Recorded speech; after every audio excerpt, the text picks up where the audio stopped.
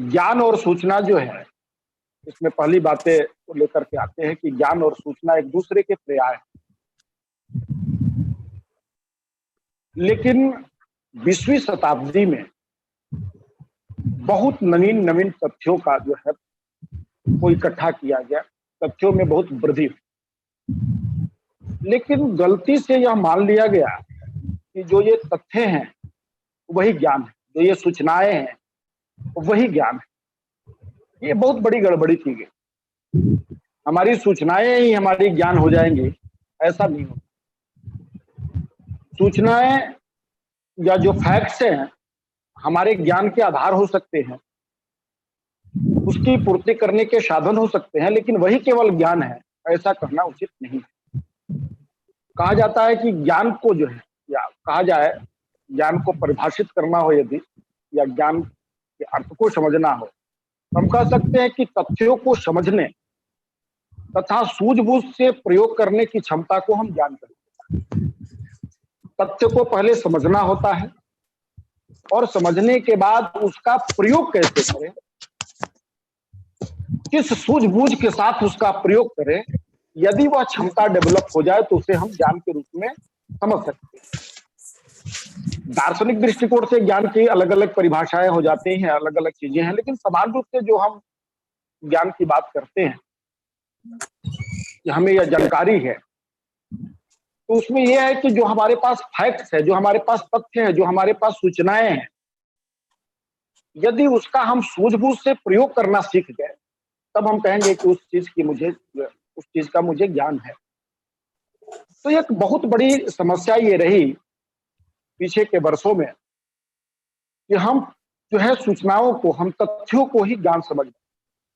उसका परिणाम ये रहा कि हम तमाम तरह की गलतियां कर बैठे, तमाम तरह की जो है भूल कर बैठे, क्योंकि हम समझते हैं कि जो फैक्ट हमारे दिमाग में है वही हमारा ज्ञान है। अनुभव उसके संदर्भ में कुछ नहीं, हमने सीखा कुछ नहीं, केवल तथ्यात्मक जानकारी हमें प्राप्त हुई और उसी को जो है हम गलती से ज्ञान समझते।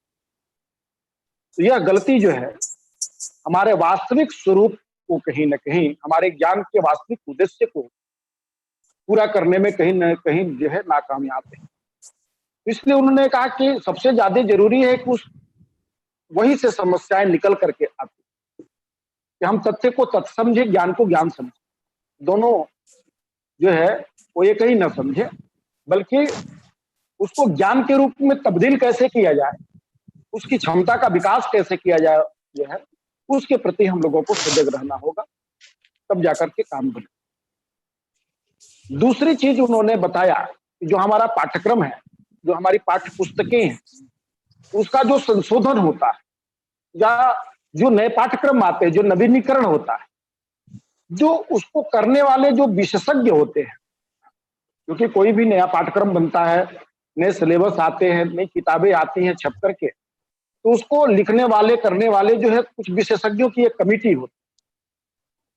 लेकिन उन्होंने देखा कि बच्चों तथा उनकी शिक्षा की जानकारी उन विशेषज्ञों में बहुत कम होती है। दोनों में कोई तालमेल नहीं होता है। वो जो बातें लिखते हैं या जो भी विशेषज्ञ होते हैं, कम से कम उनको बच्चों की जो है समझ होनी चाहिए कि यह किताबें किस बच्चों के लिए लिखी जा रही, तथा उनकी शिक्षा वाकई होती नहीं है, लेकिन वो किताब लिख देते हैं। आप देख रख सकते हैं कि कॉन्वेंट स्कूल के तमाम बुक्स आते हैं,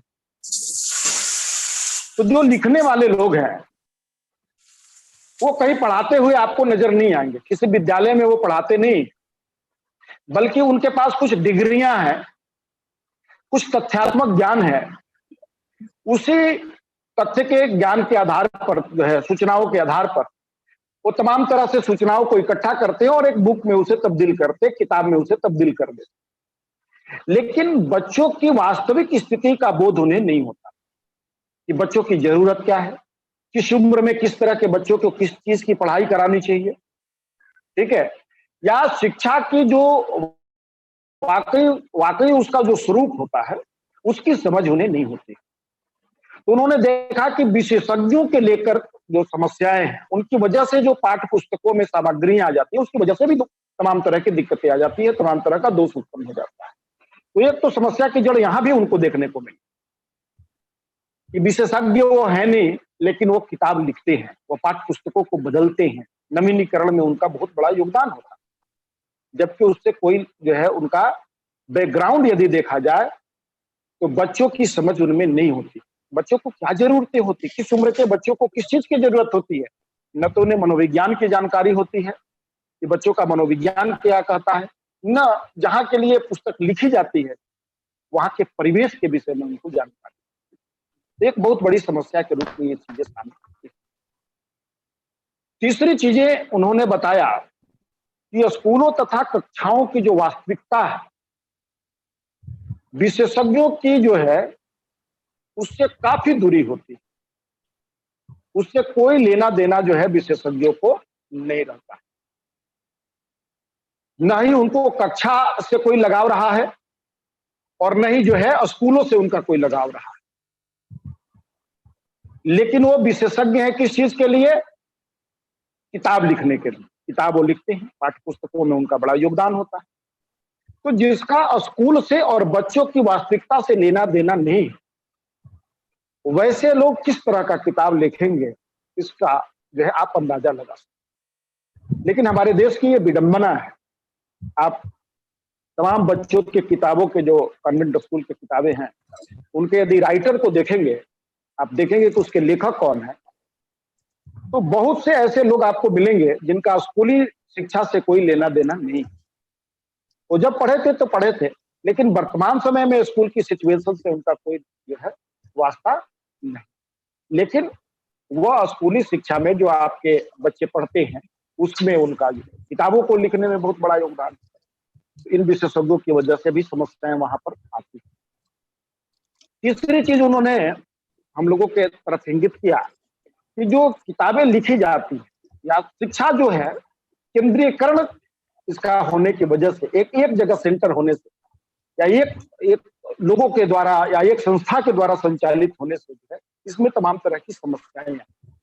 तो केंद्रीकरण की वजह से समस्याएं इसमें गंभीर रूप से, देश में एक ही तरह के पाठ्यक्रम ये बहुत दिनों से वकालत इसकी चलती रही, उसके पाठ्य पुस्तक एक जैसे हो, तो ये तो अपने जगह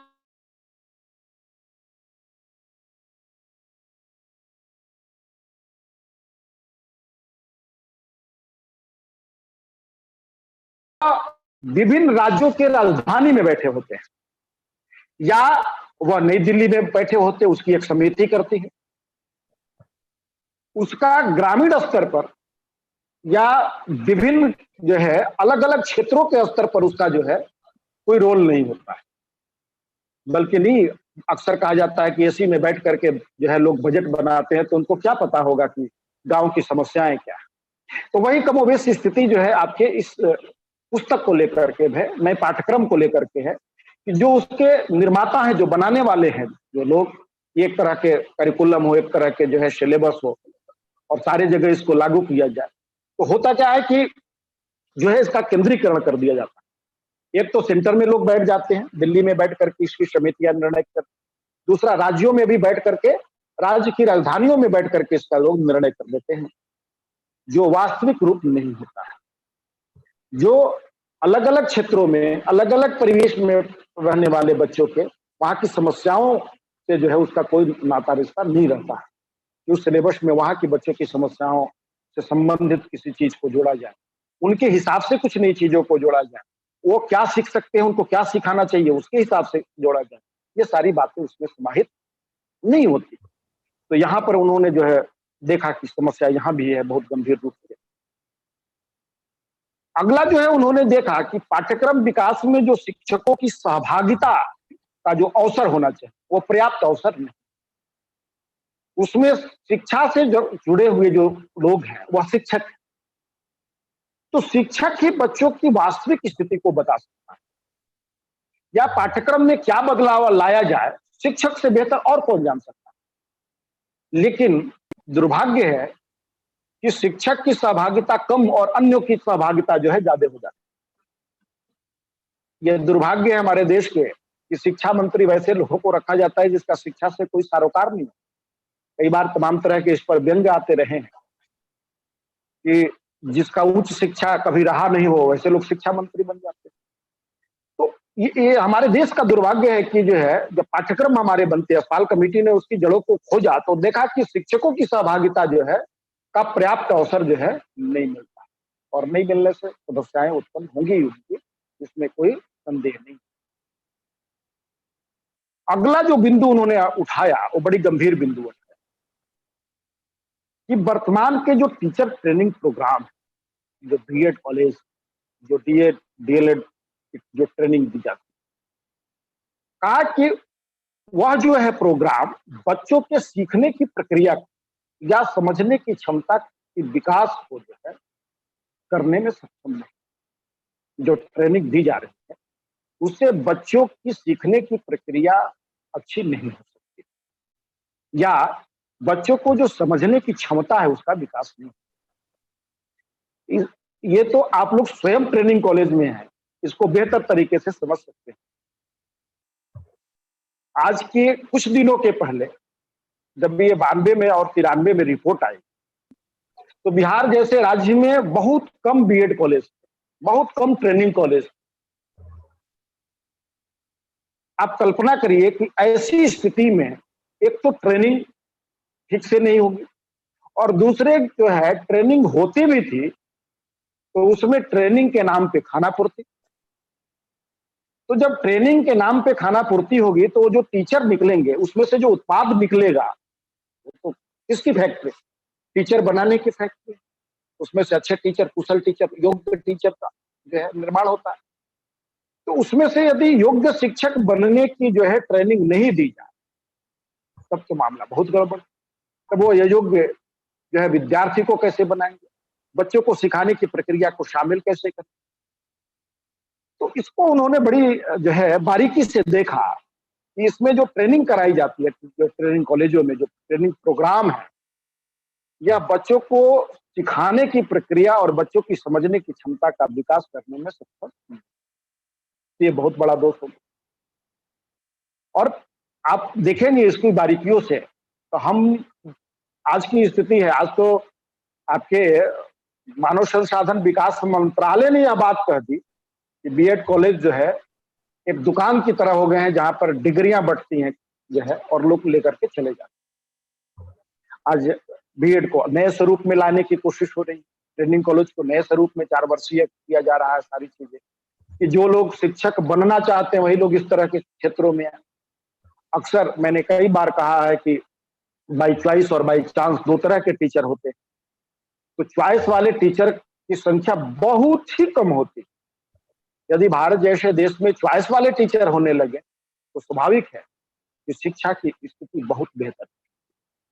लेकिन यह दुर्भाग्य है कि यहाँ बाई चांस वाले शिक्षक ज्यादा होते हैं। कुछ नहीं हुआ तो चलो एक ट्रेनिंग का कार्यक्रम, तो जिसका मन ही नहीं था करने का और जबरदस्ती किया वो कितना बेहतर शिक्षक, ये भी कुछ नहीं है। और इसमें तमाम तरह के जो सिलेबस है वह कागजी थ्योरेटिकल ज्यादा हो गए, प्रैक्टिकल बहुत कम रहे। तो उसका भी कहीं ना कहीं प्रभाव पड़ता है जो सीखने की प्रक्रिया और सिखाने की प्रक्रिया खासकर। तो हम सीखेंगे नहीं, उसे सिखा नहीं सकते क्योंकि वो प्रैक्टिकल बेस्ड वर्क। तो बहुत चीजें जो हैं, बहुत खामियां इसमें देखने को मिली, जिसका परिणाम ये हुआ कि उन्होंने इसकी गंभीरता को देखा और कहा कि नहीं नहीं नहीं, ट्रेनिंग प्रोग्राम में भी बहुत परिवर्तन लाने की जरूरत है। यदि यह परिवर्तन नहीं होगा तो मामला गड़बड़ हो जाएगा। इसलिए उन्होंने यहाँ से भी समस्याओं को खोजा कि समस्या यहाँ से भी निकल रही है। यदि ये बेहतर होता तो समस्याएं इतनी गंभीर नहीं। दूसरी चीजें आप कल्पना करिए कि बीएड पत्राचार से भी कराया जाता है। उन्होंने उसके तरफ भी ध्यान आकर्षित किया। पत्राचार में क्लासें बहुत कम होती हैं, न के बराबर होती हैं। पूरे सिलेबस को कभी पढ़ाया नहीं जाता है, लेकिन उनके डिग्री की जो वैल्यू है वो रेगुलर कोर्स के बराबर है। तो दोनों एक जैसे कैसे हो सकते हैं? ये बहुत बड़ी जो है एक जो है खामियां, वहां से भी समस्या निकल करके आती। तो बहुत लोग पत्राचार से बीएड कर लेते हैं। खैर एमएड की अभी तो व्यवस्था नहीं है, लेकिन पहले भी जो है पत्राचार से एमएड जो है हो जाता, वो होता था। वो भी जो है